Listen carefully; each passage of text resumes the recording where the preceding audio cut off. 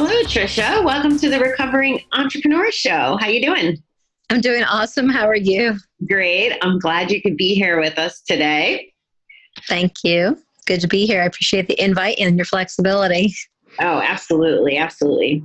This is part of my dream to kind of showcase lots of different people in the communities that I play in the entrepreneurial space and give my audience a chance to get to know you. So if you don't mind kicking us off, maybe start with personal first. Who are you? Where are you from? All that good stuff. And then we could dig into the work stuff. Sure. So I'm an Indiana girl living in Connecticut now. So I'm a Hoosier, as you'll say, but I'm really a Boilermaker. So I'll explain that. I grew up in Indiana, went to Purdue University, which is the Boilermakers, studied chemical engineering. And then I got my MBA at Carnegie Mellon, which is how I met my husband. We met in Japan on a school trip, which is kind of odd. But ended up coming back to the United States, continuing our courtship, and got married. He's from India, so I was married in India. And now I have left my corporate career and am a stay-at-home mom and business owner, managing the family with two girls, now 9 and 12, who keep me on my toes constantly. I used to be very active as a young person. And then I ended up with some work injuries. And so I had to quit my job and take care of my health for about 5 years, which was a huge challenge for me. And when I got my health back, I decided to start working out again. And I'm in a situation now where I went from, sitting on the couch and couldn't zip up my pants to I'm a triathlete and marathoner. And actually and running a half marathon coming up. So I'm so excited that I've been able to transform my mind and my body through health and nutrition. And I really believe that when you feel good and you look good, you can pursue your passions in a much stronger way. Oh, wow. I agree. I have kind of a personal question, if it's okay. Go for it. You said that you got married in India. So did that mean you had like a 7-day wedding? Did you have one of those big, crazy weddings? So they shortened it. It was an all-day thing, but it started. My husband was in the ceremony at like 5 a.m. And then we met at the place where we got married, which is a hotel that they decorated. And then I was in a ceremony with my parents separately. And then he was in his ceremony with his parents separately. And then eventually we come together, but it's really odd. Like he's from South India. So part of the tradition, and we weren't aware of this, is that he's supposed to go on a trip. So he was like, had an umbrella and to symbolize that he was leaving and not going to marry me. And the joke is, and it has happened, where the groom just runs away and it's like, I'm not going to get married. Oh, wow. And so he's like, okay, bye. My dad's like, what? And my dad's like, please marry my daughter. Please marry my daughter. And I didn't find out about this till I saw the video after the wedding. And I was like, I can't believe you did that. He's like, it's just a joke. It's just part of the ceremony thing. But it's actually, they reenact that as part of the ceremony where he pretends to leave and not want to marry me. And my dad's thinking, we just traveled halfway around the world to see you marry my daughter and you're going to not marry her now. Wow. So, but it's just interesting. And, there's a part in the actual ceremony where we are tied together. So when they say tie the knot, no joke, they literally tied our fabric together and we tied the knot and we were tethered for, I don't know, however many hours we were tethered. So you have to be careful when you're walking, when you're tied to somebody. But I thought that was neat, because have you heard of tied the knot before? Yeah. It means something for real. Wow. Well, thank you for sharing all that. It's intriguing to me. That's why I kind of went down that path. It sounds like a lot of fun, and especially getting to do it somewhere different, than I'm from Connecticut. So there's not a whole lot of excitement happening there. I always wanted a destination wedding because I've never wanted to plan a big thing. And so the sad part about going to India was all his family, not all his family, most of his family was there. But my family couldn't show up except for my parents, because you just can't get that many people to travel to India. And then we ended up having a party in Indiana for my family. But yeah. There you go. You get twice the party. Exactly. Multiple. And we were officially married on a different day because our wedding in India wasn't a legal wedding. It was a religious ceremony. So we got married on our back porch in Connecticut. Wow. Wow. 3 days to celebrate. I love that. Well, why don't you bring us into the business world a little? What are you doing as a business owner from home, raising 2 girls?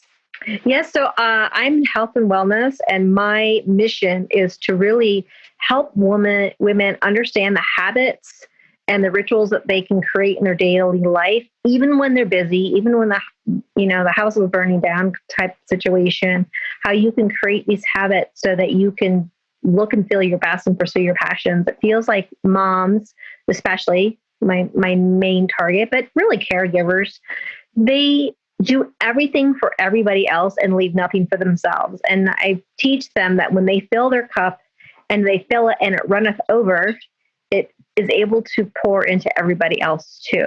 And so through mindset, nourishment, and movement, I call it my M&M process. So it's not those little chocolate candies that melt in your mouth, not your hands. It's mindset, nourishment, and movement.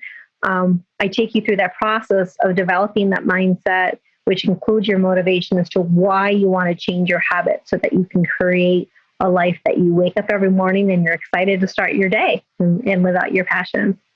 That sounds like an amazing result for everyone. Well, I'm a different person than I was 2 years ago, I'll tell you that.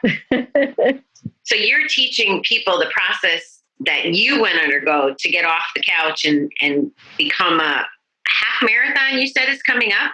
Yeah, I'm doing a half marathon coming up, but last year I ran my first marathon. So what happened was a little over 2 years ago, I met a man who basically transformed the way that I was thinking about things. I also started taking new nutritional supplements. And through all the personal development training I was doing and the supplements, I started feeling like a lot better. What I did mention before was I was also in a car accident. So I'd gained my health back from work, but then I was in a car accident that put me through a downward spiral, and I got depressed and overweight.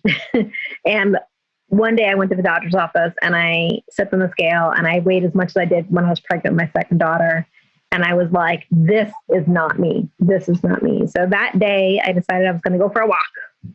And for a year, I went for a walk every day for an hour. And I lost all the weight and I felt so much better because you're outside, getting fresh air, grounding. I did a lot of barefoot walking too, which is very helpful. And then when I met this other person, like I still couldn't work out. I still had the residual injuries from the car accident. But through meeting my mentor and taking supplements, I was feeling better. I was willing to take a chance and I went to a gym. And then once I worked out with the right person who understood my injuries, they helped me like build my confidence. Like I could do one thing. So then I kept pushing and I was like, oh my God, I had this dream that I thought was totally crazy, that I wanted to be a triathlete. And I needed to run 3.1 miles because it's a sprint triathlon. And I said to my trainer, I go, do you think I can do it? And she's like, oh yeah, you got 6 months for that. We'll get you ready. So I signed up on January 1st, 2019. I signed up and I was working out kind of by myself 6 days a week. And then I got the training plan in April, and it was like a 12-week training plan. And the guy went to this session and he says, if you follow this plan, I guarantee you'll finish the triathlon. And I'm like, all right, man, you tell me I'm doing this, I'm doing this. And so I had a 6-day-week workout schedule where I was swimming, biking, and running. And it took me, in January, I basically started running. It took me 6 weeks to be able to run 3.1 miles because I was starting from scratch. I was never a runner. And then I picked up biking because I knew how to ride a bike. It wasn't that hard, but I was afraid of riding my bike on the road. That's just busy where I live. And then I kind of developed a little bit of that skill, but I was still nervous. And then I was swam in high school, but I was never like the best, but I could swim. So I liked that the best because I was like the best at swimming and didn't hurt anything. But when I crossed the finish line and I had to, like, I was like, my parents came, they were living in Indiana at the time, but they came because they were like so proud of me to like go from sitting on the couch to being a triathlete in less than a year. People kept encouraging me to keep going. Like I rented a wetsuit and the woman's like, when I went to return it the next day, she said, Tricia, you worked so hard to get here. So hard. Why would you stop now? The season's really short. And so I'm like, okay, I guess I'll keep going. And then I did another triathlon. And at that triathlon, I met a coach for a different triathlon. He encouraged me to do his triathlon to raise money for kids with cancer.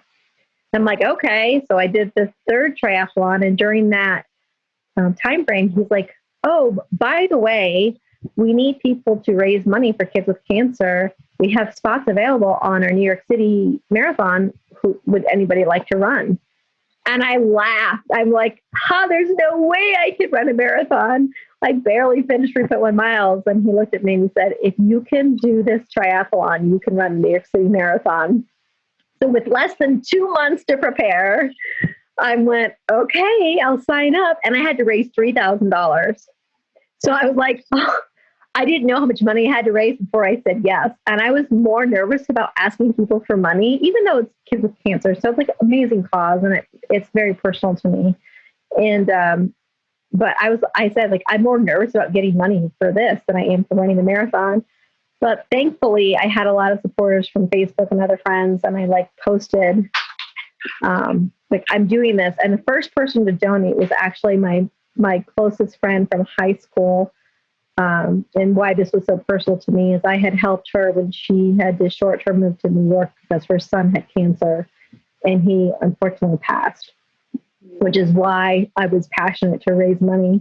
But literally the second I posted it to Facebook that I was doing this and why I was running the marathon, because everybody from high school knew Tricia doesn't run. She's a ballet dancer. The father was the first one to donate money. And I was like, oh God, like, you're paying attention to me because you know how the Facebook algorithm works. So I was so proud. Like, my parents, still living in Indiana, flew out to New York or drove out to New York. My brother came in from Massachusetts and we made like a weekend of going to New York and enjoying the weekend. And that was 2019. And it was just such an emotional thing to know, like, I wasn't doing it for me. I wasn't a runner before, and then I became a runner. And so I hear a lot of people tell me, oh, I'm not a runner. And I'm like, I wasn't a runner either. I became a runner because I decided this, raising money for kids with cancer was way more important. That family has it way harder than me to try and figure out how to run 26.2 miles. And when you're about to hit the wall, it's like 20 miles or 22 miles. And you're just thinking, man, I just can't go on any further. Like, I just think back to Jack. And that was the son of my friend who passed. And I said, Rebecca, John, Jack, like, they had it way harder than me. So Tricia, just buck up and just keep going. And you're doing it for them. And so having something, and that's the motivation that I help people with. Like, you have to have something that pulls you through those hard times, because no matter what happens, no matter what you're going for, you're going to run into so many barriers, and you have to find a way to decide it's worth going through, getting past that barrier, however you possibly can.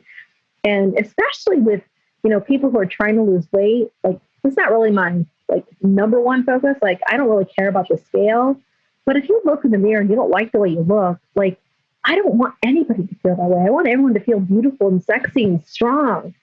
Like, that's what I want for women. But if they're only focused on, they're not focused on the dream of what they could become, that dream pulls them through the day where they eat something that they realize they shouldn't be eating. And then instead of going off the wagon, they're like, oh, wait a second, but I have this vision of who I am. And this vision is so important. Or I want to be able to walk, for people who are depending on where they are, like, I want to be able to run a 5K, or I want to be a triathlete, whatever that is.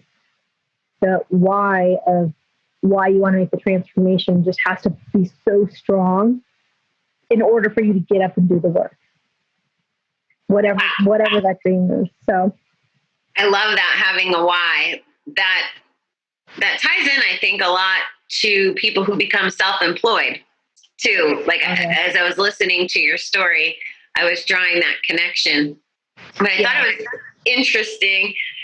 I'm going to digress a little, but you keep saying that was 2019 or 2019. And when you say it, it feels so far away. That's what I kept thinking that was only last year. So I mean, it was, the marathon was, I think, November 3rd or something. And then I hired the guy who got me through the marathon to be my triathlete coach. And I thought, once I crossed that finish line, I thought, oh my God, I could do an Ironman distance, which is 140 miles combined swimming, biking, and running. And, because if I could physically run 26.2 miles, then I can find a way to bike another 100 miles and swim a couple miles. And just, you have, but 2019 was really just short ago. And I went to Spain with my coach, and 12 other people who wanted to ride the mountains of Antequera, Spain. And we literally got back on Sunday and they closed the country down that Thursday. Like I was like, oh my God, I barely made it home. I got home from Asia on February 1st. Wow. So it was so close. Oh my gosh. Yeah, it was very close. My job wouldn't let me go back. They didn't know what to do with me because it was so new. There wasn't rules or protocols, but people went to HR and said, she's coming back from Thailand, like, what are we going to do? So they made me stay home for a while. Yeah. So, I'm assuming everything worked out okay? Yeah. It was fine. And I wasn't worried, but I guess people take that as lack of respect. And that wasn't my intention at all. I just feel like if I was supposed to get it, I would have got it when I was there or on the plane or whatever. But, I mean, I traveled from Spain, although I traveled from a part of Spain that wasn't a well-traveled area. It's more where people go to summer. But it was, I mean, I was on an airplane from Europe right when this whole thing was getting big. So yeah, it's crazy. Knock on wood. I'm hoping all these supplements and all this work I'm doing is keeping me from, even if I was exposed, not getting anything. Yeah. So you're preparing for an Ironman now? Yeah, it's a long process. But that's my long-term goal. So I guess if I had 5 hours a day to train, I could probably do it next year. But I'm not willing to sacrifice that much of my time, of my family and other things that I need to do. So, and everybody else said you should graduate up. So this past summer, my coach had a session where I was the only person who did Olympic distance, which is a 1/4 of an Ironman. And then I think there were 5 guys who did half Ironman, and 1 guy who's on his coaching team who did the full Ironman distance. And he created the path and everything. So I was proud of myself for doing the Olympic distance, which was, what was that? I think that was like a 1/4 mile. I don't know, it was like 1,000-yard swim and 25-mile bike ride and a 7.2 or so run. And my parents were just on the way. They moved from Indiana to Connecticut, so they were able to come cheer me on. Yeah, so I have to pick destinations my parents can cheer me on because they're so surprised and amazed that I'm still doing this. Yeah, it takes dedication for sure. You're not coaching your folks now on how to do these kind of big events. Yours is more can you tell me what your coaching program looks like or what? Yeah. So, so the clients that I'm working with right now, we are, their primary goal is they want to lose weight. They know that they should eat the right thing, but they have nobody holding them accountable. And they also don't really have a reason why, and they don't have somebody reminding them of that why. And so right now I'm teaching them the importance of eating enough food and making sure that your activity matches how if you want to lose weight, you need to still eat a healthy amount of food with the right balance of protein, carbs, and fat so that you feel full, so that you then don't binge and then kind of start this cycle. But those of my clients right now are in the, hey, I really just am sick of being 50 pounds overweight. I have not lived 50 pounds overweight. I've lived about 15 pounds overweight. So like, I know what it takes to go from that to there, but, and I did help my dad lose 60 pounds. So I feel like pretty confident about that. I would love to help people get off the couch, which is part of like the next step, is that you have to start stacking habits. You can't make 1,000 changes all at once and expect them all to stick. So right now we're just talking about being mindful about what you eat and writing things down. We're also going to talk about how you incorporate movement in your day every single day. I share with them my morning routine, which, you know, I'd be happy to share with the viewers here, like the 5 habits I call to get your wow back. But it really focuses around your mindset, your nourishment, and your movement. And so if you don't have a reason why you want to change your life, you're never going to have sustainable change. You might have something for a minute, but, you know, you look at the long term and you just realize you fell back into old patterns because you haven't learned to change the patterns. So there is a lot of mindset associated with getting achievable results. But usually when people join me, it's like, they're not there yet. They're not ready to go deep. They just need the basics of what kinds of food should I be eating? How often should I be eating? And what's the way for me to keep track of this? And then get movement in my day. The longer that I work with them, you know, they'll understand more of the whole mindset of how you literally start changing your habits and consistently do the things so that you get the results that you want long term. I would love to hear the 5 things, but first I got to ask you, so my other show is about gambling addiction. And I've had some folks on there from across different addictions, you know, porn, drugs and alcohol, and food. And I guess what I'm wondering, I love your approach about the why, because it keeps you moving forward. But I'm learning from my experience and from different, I guess it's just the exposure I've had, that a lot of times people have to go back to find out what's causing us to overeat in the first place, or to gamble or drink or to do the thing. Like there's a little bit of backwards work. Do you get into that? Does that show up in the kind of work that you're doing? I might be way off base. I'm just curious. No, I mean, almost everybody has a trigger as to why they're doing whatever it is they're doing. There is a trigger. And so it's like the trigger creates the feeling and then you do an action. So you have to find a way to recognize the trigger. So if somebody decides they want to eat a gallon of ice cream, okay, so you ate a gallon of ice cream. What was it that happened before you ate that gallon of ice cream? Okay, so you figure out there was something that made them have an event occurred, which was a trigger, which then caused a feeling, which then caused them to take action. And then they got a result from it. They're like, woo, I feel happy now because I ate that gallon of ice cream. So you can't just tell somebody, well, don't eat the gallon of ice cream. You have to say, what was happening in your life? For most people, it's about feelings. They're feeling something. They're feeling unloved. They're feeling threatened. They're feeling, you know, and they find the thing that gives them the feeling that they're looking for. And so that doesn't happen in week 1. That doesn't, you know, you're first you've got to build the trust with the client, because most people aren't willing to reveal right away.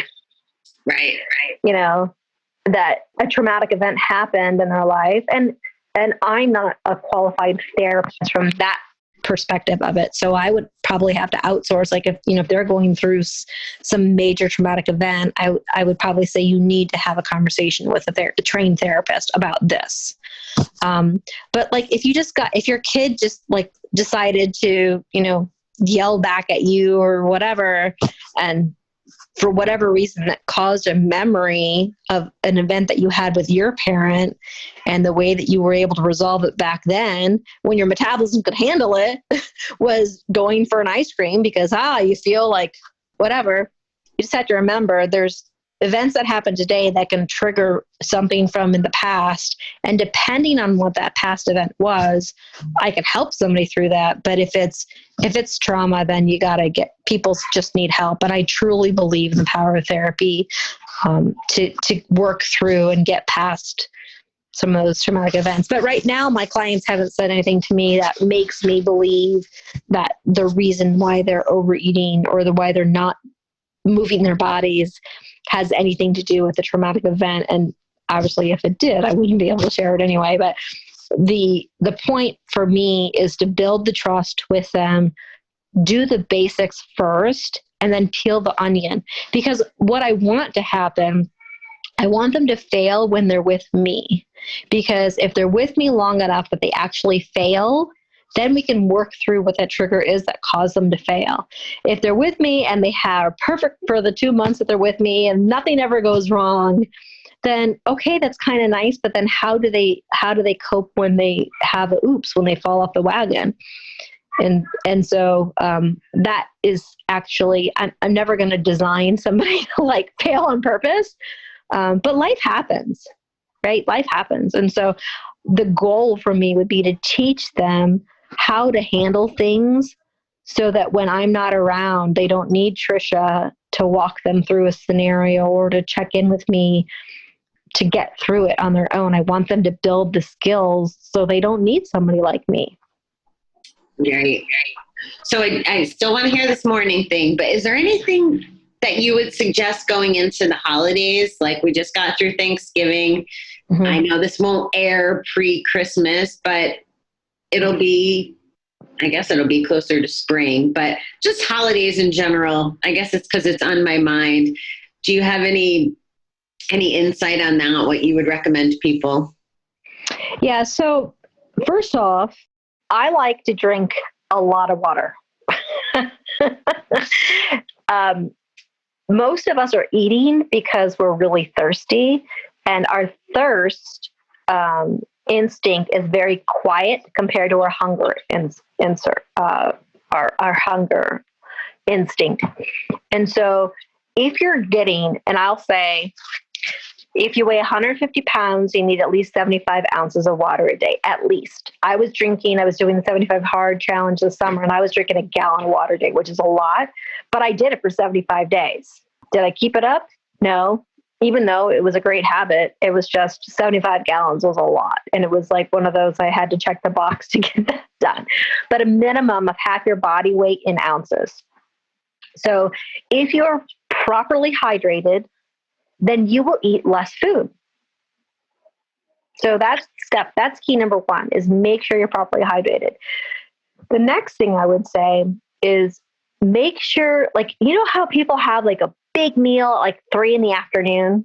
So they decide to not eat breakfast or not eat lunch. And then they get to 3 o'clock in the afternoon and they're so famished. They're like, oh my God, I got to load up my plate.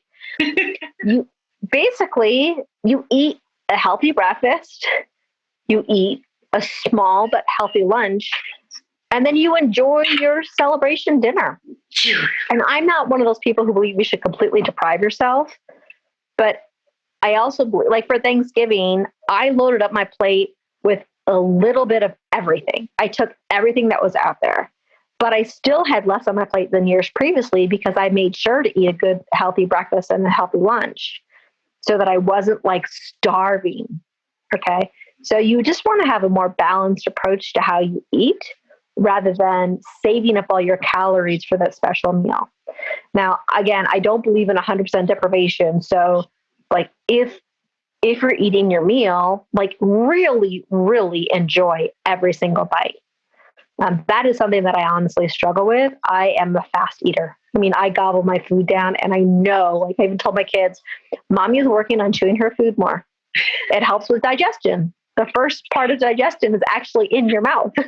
So if you chew your food until it's liquid, which how many of us do that, you better digest it and you better absorb everything. Oh, and by the way, it gives your body time to recognize it's full because you're taking a lot longer to eat. So if you just think, if you're having, whatever is your favorite meal is, filet mignon or ham, or maybe it's an amazing, Parmesan, eggplant Parmesan, whatever it is that you're eating, really enjoy every bite. And I know that we're in a situation now where it's not so easy to be able to be with family, but enjoy the company that you're with, because those relationships really make a positive difference on your health. And so if you can do your absolute best to literally enjoy every single bite and enjoy the time with your family, you will most likely eat less versus starving yourself all day long and you get to the big meal and dump a whole bunch on your food and you gobble it up. Those are my advice. So plenty of water, at least 75 or at least half your body weight. Eat before the big meal, eat healthy before the big meal so you're not starving. And then take the time to enjoy every bite and the conversations you're having with your family members or friends. Great advice. Great advice. Okay. Now how about the morning stuff? Because I'm really curious. Oh, goodness. Okay. So I'll share my morning routine with you. I wake up before everybody else, depending on what time of day it is. And I go to the bathroom, brush my teeth, and drink a warm glass of water with lemon. So warm, meaning I put it in the microwave for 30 seconds. That's how warm it is. Not hot, but warm. And lemon alkalizes your body. So even though lemon is itself acidic, when it goes into your body, it alkalines your body. And disease thrives in acidity. And most people's bodies are high acidic. So when you drink alkaline, or you put the lemon in your water, you help to reduce acidity. So you have a more alkaline environment in your body. Then I meditate for 10 minutes. So that's I nourish my mind through gratitude, meditation, nourish my body. I eat healthy. I eat a healthy breakfast. I do not starve myself. I know people have had success on intermittent fasting. I personally don't believe that's the right thing for women to do, especially. But I eat, simple, healthy breakfast, and I work out. I nourish my mind, my body, and my spirit. And then I also do a quick workout. It all just depends on the day. So 6 days a week I'm training. So I try to do that in the morning. Now, most people are picking up their cell phone first thing in the morning. And I think that's what the habit, if I could break for anybody, is eliminate picking up your cell phone first thing in the morning. I actually used to use my cell phone as an alarm, and that I stopped that because I realized when I had that alarm going off, that it was so easy for me to be able to pick up and check out emails or texts or Facebook messages or Facebook, whatever.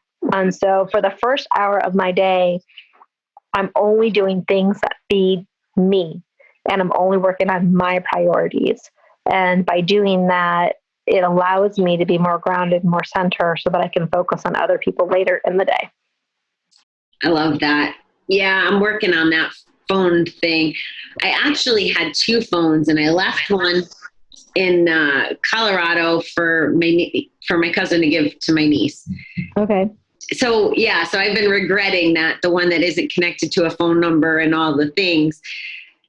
Anyway, it's a tough habit to break. I'm working on it myself. So thank you for calling that out. Well, and it's one of those things you can't, oh, this is horrible. Like my husband, he lives by it. So he literally wakes up in the morning, he lays in bed, he's in front of his cell phone. And I'm like, I wish you would consider different options. So the only thing you can do sometimes is you can't, like, even the people that you love, you can't give advice to them. You just have to live it. And then by living it, they might see that you're a happier, healthier, less stressed person. Yeah. But I've heard from so many people, I mean, like all the big wigs, like Oprah talks about meditation. The very first thing that they talk about is an hour of the day solely towards nourishing the person first. And if I could just help people through that process, they may not have weight to lose, but they may not be satisfied with their life. Just following that. There's a book I should also recommend that I read about 5 years ago that changed my life. It was called The Miracle Morning by Hal Elrod. And that's silence, affirmations, savers is what he calls it. Silence, affirmations, visualization, exercise, reading. So I read every day too, as part of nourishing my mind. And as describing sort of gratitude. So through that, I do 5 things I'm grateful for every single morning. So after I drink my water, we go downstairs, I meditate for 10 minutes, and I do my gratitude journal and my goals. I think that's really important, that writing everything down about here's what I've accomplished in the future version. That reminds me every single day, like, okay, Tricia, you said that you're an Ironman triathlete. So what did you do today to make that a reality? That is, again, that's mindset stuff. But it's really important, especially gratitude. Once you start doing your daily gratitude practice, you are so excited to find things that happen throughout your day that you can write about the next day. It's like, oh my God. And as you start your gratitude practice, you will find more blessings in your life. So I think it kind of attracts more good things to you. I'm aligned with that thinking, Tricia. Mm-hmm. I'm so aligned with that thinking. So I guess because part of this is, I'm thinking my audience is mostly entrepreneurs. What I'm taking away from what you're saying is the things that you're talking about could be just as practical for people who are business owners or trying to do it themselves. And I think what you said is really important about this hour in the morning. And I really want to bring that home, and I need to practice it more myself. But we can function a lot better in our independent businesses and not feel so stressed or easily derailed. Or I actually was guilty of eating a couple minutes before we jumped on, and here it is like 4:00 Eastern time. But the way my day went, it was not, lunch was at 3:30, and I could do better at that. So I think you said a lot of important, really cool things, but taking care of yourself the first hour. And then back in the beginning, you said, filling your cup so it runneth over for the people who like to give. And I think what you're saying, and you can correct me if I'm wrong, is that doing these things in the morning, taking care of yourself, is what fills the cup. Yeah, for me, absolutely. I am pretty empty by 9:30, 10 o'clock at night. So my kids even understand this. Like, if they're not, I am so much nicer at 8:30 in the morning than I am at 9:30 at night. And they're not in bed. Like, all right, it's mommy's empty. And I'll even say, mommy is empty. Like, I need you to go to bed. Or sometimes I lay down and fall asleep with my 9-year-old. So it is crucial for any entrepreneur to find ways. I mean, who's the guy? Virgin everything. Richard Branson, Oprah Winfrey, like, everybody does this. The best advice they can give to everybody is personal development. So spend an hour every single day away from your cell phone, away from your computer, away from technology, and only work on you. Love it. And then as you do that, you will have the mindset that you need to get through the day and you'll feel better. You'll feel better. And when you feel better, you can accomplish a lot more. And that's really what it is for me. Like, so 2 years ago, I'm not the same person that I was 2 years ago. I have much bigger dreams for me now that I feel better. Like, my body can accomplish so much more. And every time I do something that I thought I couldn't do, I build more confidence. And so when you take time every single morning to nourish your mind, nourish your body, nourish your soul, then again, it just provides the stability for you to function the best throughout the day. And as caregivers, a lot of people decide to give to everybody else, and they kind of forget about themselves. What I found when I had my 5 hand surgeries and 2 elbow surgeries, when mama is broken, the family suffers. Yeah. So, like I said to my personal trainer, your job is to make sure I don't get injured. I'm going to keep on doing these triathlons, and you've got to make sure that my body is in such a way that I don't get injured, because if mommy is broken, the family falls apart. Yeah. And so if you don't decide that you're the most important thing, and I know that sounds contrary to what everybody else believes, but the greatest gift I can give to my family is that I'm healthy. The greatest gift I can give to everybody is I take care of myself so nobody else has to take care of me. If I'm healthy, I can do the dishes, I can do the laundry, I can do all of the things of taking care of the family, cook dinners and carpools. And there was years where I had to hire that. I couldn't cook dinner. I couldn't drive a car. I couldn't do the laundry. And so when that happens in our life, it's painful to live that way. So I just want to be in top shape so that I can enjoy my life and still do all the things that need to be done so the family doesn't have an extra burden. Yeah. So my kids, and I think the other thing is if you have kids, they will adjust, because before I started working out, when I was walking every day, my kids just got used to, oh, mommy's going for her walk. It's Saturday morning, whatever. It's, -10 with a wind chill here in Connecticut. Mommy puts on her parka and she goes for her walk. Yeah. Like everybody got used to it. It wasn't like I was doing a bad thing. It wasn't like I was going out drinking and like, she's not around because she's hanging out with her buddies. So it was like, and then I just felt better. And a happy mommy makes a huge difference. Yes, I love that perspective. And you're setting a good example for your family. Like you said, if you're doing it, the girls will probably grow up to do it. I would assume, it's a good foundation that you're setting for them. Yeah. I mean, the best way to teach somebody is to really do it. So, if you want your kids to read a book, show them that you read. Yeah. Pretty simple. So normally I've been asking as one of my wrap up questions is, what's your favorite book? And you already gave us a book, but I will give you an opportunity to give us another one if you want to. I'm a fan of The Miracle Morning, so I'm not saying that that's not the one, but if you have one, since we're on the topic of reading.